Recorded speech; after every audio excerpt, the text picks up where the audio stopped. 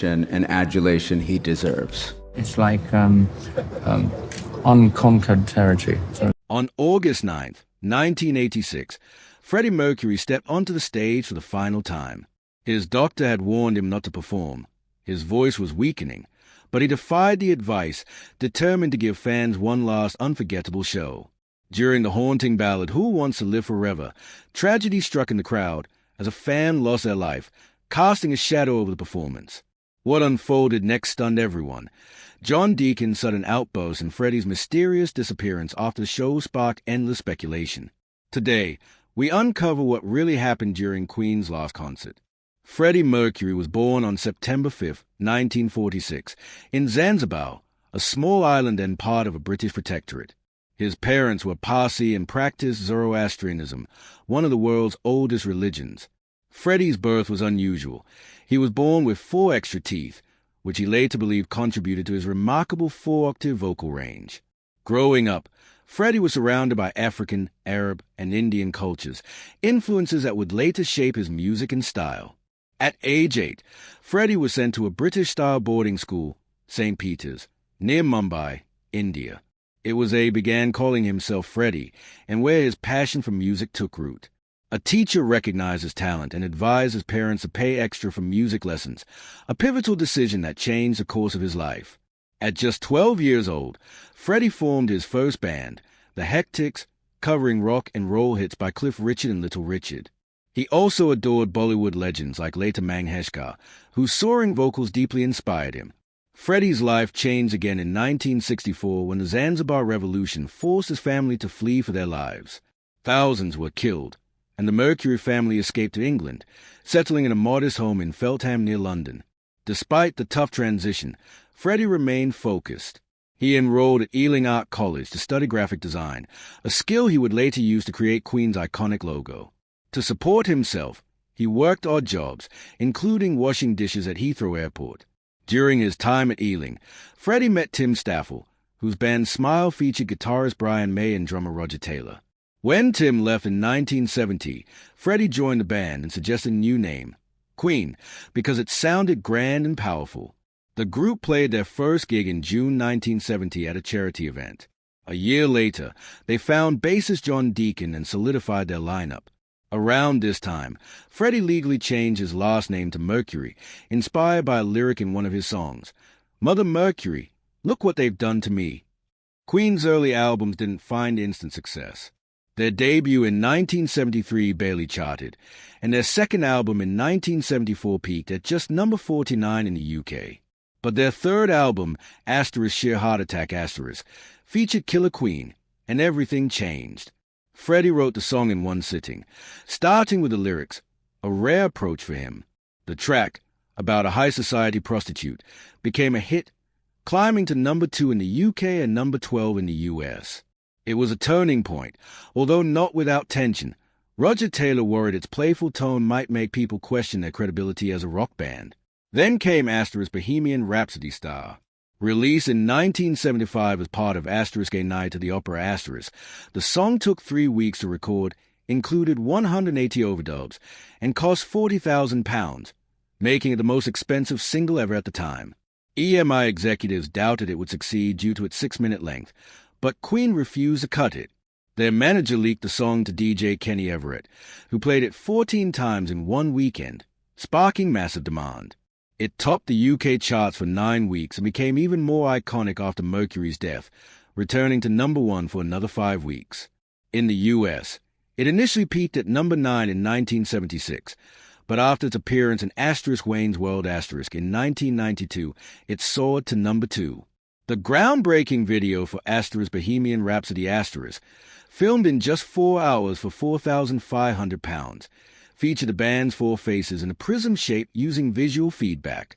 It revolutionized music videos, setting a new standard for the industry. Queen continued pushing boundaries in later videos. In * I Want to Break Free *, they famously dress in drag, parodying the British soap opera * Coronation Street star. Though humorous, it was banned by MTV in the US. Meanwhile, Radio Gaga * featured clips from the film * Metropolis *, with Queen paying $$100,000 just for the rights. Their live shows were equally revolutionary. During their 1975 A Night at the Opera * tour, they used an elaborate lighting setup with 168 lights and 12 aircraft landing lights, so large it required its own generator. By 1986, at the height of their fame, Queen's lighting rig at Wembley featured over 1,000 lights in a 5-ton crown-shaped structure. Freddie's stage presence evolved dramatically. At first shy, he often stayed behind the piano. His signature MIC stand, used without its bottom half, was born from a performance accident when the stand broke. Finding it freeing, Freddie made it part of his iconic image. Over time, his flamboyance grew. In 1973, he began painting his nails black, inspired by Jimi Hendrix, and started wearing dramatic glam rock outfits designed by Xander Rhodes. In 1976, he donned his famous Harlequin jumpsuit, a skin-tight costume that had to be sewn onto him before every show. Freddie Mercury's legend is built not only on his voice and music, but on his fearlessness, creativity, and ability to transform pain into power. His final performance in 1986 may have ended with mystery and tragedy, but it also marked the culmination of a career that forever changed music. From Zanzibar to global superstardom, Mercury's legacy continues to inspire and captivate generations. In the 1980s, Freddie Mercury transformed his image yet again. He grew a thick mustache and adopted a more macho appearance, wearing leather pants and military-style jackets, a look inspired by New York's gay club scene. Despite this tougher persona, Freddie retained his signature flamboyance. In the controversial I Want to Break Free video, he appeared in drag, still sporting his mustache, which confused many viewers and stirred backlash. His stage antics also grew more outrageous. During the Hot Space tour in 1982, he famously rode on the shoulders of crew member dressed as Darth Vader while singing We Will Rock You. In Japan, he stripped down to just a pair of shorts mid-performance, removing pieces of his costume as the concert went on. His charisma and bold style made each performance unforgettable. The 1980s were a time of experimentation and challenge for Queen. In 1981, the band released Hot Space *, which leaned into disco and funk, genres Freddie and bassist John Deacon were eager to explore. However, many fans disliked the new direction. The single Body Language pushed boundaries with its lyrics and sensual music video, which MTV banned. Undeterred, Freddie continued to pursue creative freedom. In 1985, he released his first solo album Mr. Bad Guy *, a dance-heavy project he spent 2 years crafting in Munich. The album showcased synthesizers and high production detail, and Freddie's love for his cats, to whom he dedicated the record. Though it reached the UK top 10, it flopped in the US, yet it gave Freddie the confidence to keep innovating. In 1987, Freddie collaborated with opera star Montserrat Cabal on the album * Barcelona *, fusing rock and opera in a powerful blend that highlighted his vocal range. The title track later became the anthem for the 1992 Barcelona Olympics, though Freddie never lived to witness it. Meanwhile, Queen faced internal struggles.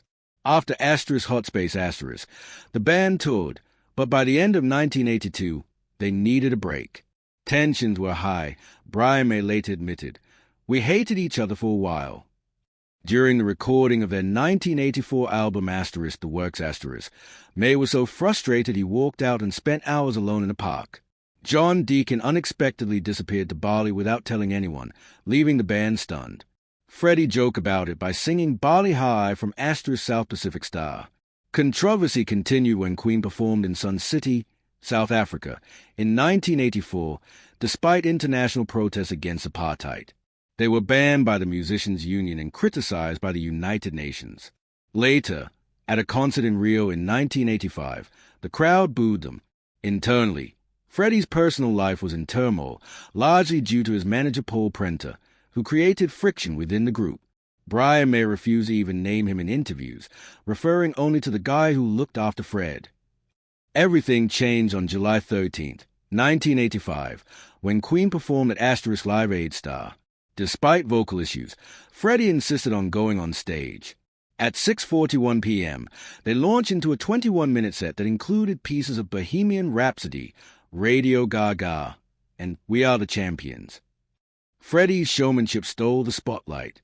During Radio Gaga, he famously led the crowd in synchronized clapping, creating an iconic moment seen by 1.9 billion viewers worldwide. Backstage, Elton John told them, "You bastards, you stole the show." The performance revitalized Queen and sparked a new creative wave. Inspired, the band began work on Asterisk A Kind of Magic Asterisk, the soundtrack to the film Asterisk Highlander Asterisk, centered around immortality. They recorded using digital technology for a more modern sound. The title track, originally written by Roger Taylor, was reworked by Freddie, causing tension. Who Wants to Live Forever, written by Brian May after a scene from the film, featured an 80-piece orchestra and became one of Queen's most emotional ballads. In 1986, Queen launched their biggest tour ever, Asterisk the Magic Tour Star. Spanning 26 shows across 9 countries in just 8 weeks, the tour featured a massive 160-foot wide stage with walkways into crowd, over 8 miles of cables, and a 20-foot video screen requiring its own generator. The sound system was so powerful that residents miles away complained about the noise. On August 9, 1986, Freddie took the stage at Knebworth Park at 6:41 p.m. Unaware it would be his final live performance with Queen, an estimated 120,000 fans packed the venue. Freddie, in his trademark white tank top and tight jeans, looked confident, but his health was declining. His doctor had warned him that morning not to perform due to an inflamed throat. Still, he refused to cancel. Despite moments when his voice cracked, such as during Under Pressure, he turned to the audience, inviting them to sing along, turning flaws into unforgettable moments. At 8:03 p.m., they played Who Wants to Live Forever. The lyrics hit differently, resonating as if Freddie was singing about his own life. At 8:17 p.m., they launched into Bohemian Rhapsody. Freddie, defying his vocal limitations, sang parts of the operatic section live, even hitting a high note he hadn't attempted in years. The crowd erupted. The show closed with We Are the Champions, during which Freddie's voice cracked again, but he held the note defiantly. The crowd's roar could be heard in nearby villages. At 8:59 p.m., the band played God Save the Queen, typically their farewell song. But Freddie lingered. He stood still, eyes closed, then bowed deeply and said, "Thank you, lovely people. Good night and sweet dreams." At 9:02 p.m., he exited the stage, his final live moment as Queen's frontman. Backstage, turmoil continued. Just 18 minutes before the concert, John Deacon, usually the calm and reserved bassist, shocked everyone by violently throwing his bass guitar across the dressing room, nearly hitting Roger Taylor's drum tech. It was the most upset anyone had ever seen him in 15 years. Later, he confided in Brian May, "I can't do this anymore." Queen's final concert was not only an epic farewell for Freddie Mercury, but also a turning point for the band, filled with emotion, backstage tension, and an unforgettable legacy that would echo long after the lights went down. It was all too much for John Deacon. He seemed to sense that this might be their last concert with Freddie Mercury. Tensions ran high. Deacon even argued with the sound engineer over his bass levels. Despite his clear distress, when he walked on stage, he delivered one of the most powerful performances of his life. That night, however, was marred by tragedy. During the emotional performance of Who Wants to Live Forever, a 23-year-old fan named Michael Jennings collapsed just 50 meters from the stage. Medics responded quickly, but he was pronounced dead at 9:43 p.m. as Queen was playing Bohemian Rhapsody. The band didn't learn about it until after the show. Jennings had an undiagnosed heart condition, and the excitement of the concert, coupled with the intensity of a 120,000-strong crowd, proved too much. Just 2 days before, he had won his ticket in a radio contest. His friend Sarah, who was with him, recalled how he kept saying it was the best night of his life, until he suddenly collapsed. This heartbreaking loss led to stricter safety regulations for large concerts in the years that followed. After the show, Freddie Mercury did something uncharacteristic. He left the stage immediately.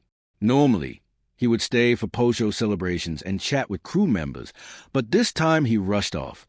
According to his assistant Peter Freestone, Freddie had received a troubling call from his doctor before the show regarding his health. The physical toll of the performance and the emotional weight of the news visibly affected him.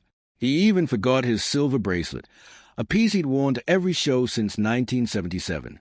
A cleaner found it later and returned it. On the ride back to London, Freddie sat in silence, dabbing at his eyes with a handkerchief, clearly lost in thought. Backstage, he had quietly turned to Freestone and whispered, "I don't know if I can do this." Roger Taylor later remembered finding Freddie alone in the dressing room. Freddie looked up and simply said, "Darling, I think I've given it my all." At the time, Roger thought he was just tired, but he later realized Freddie had been saying goodbye. Roger keeps a drumstick from that night in his studio to this day, as a reminder of their final show together. Deacon, who has long stepped away from public life, later admitted it was the hardest performance of his career. He even cried during "These Are the Days of Our Lives," sensing that it might be their last time playing together. For the band, that night truly felt like the end of an era. Freddie Mercury's life was filled with love, pain, and deep personal connections. One of the most important relationships in his life was with Mary Austin, whom he met in 1969 when he was 24 and she was 19. They quickly fell in love, moved in together, and got engaged. But in 1976, Freddie told Mary he was bisexual. She gently responded, "No, Freddie, I think you're gay." Though their romantic relationship ended, their emotional bond remained unshakable.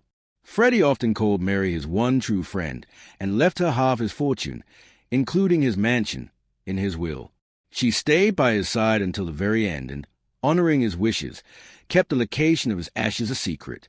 Freddie also had other meaningful relationships. He met hairdresser Jim Hutton in 1985, and they remained together until Freddie's death in 1991.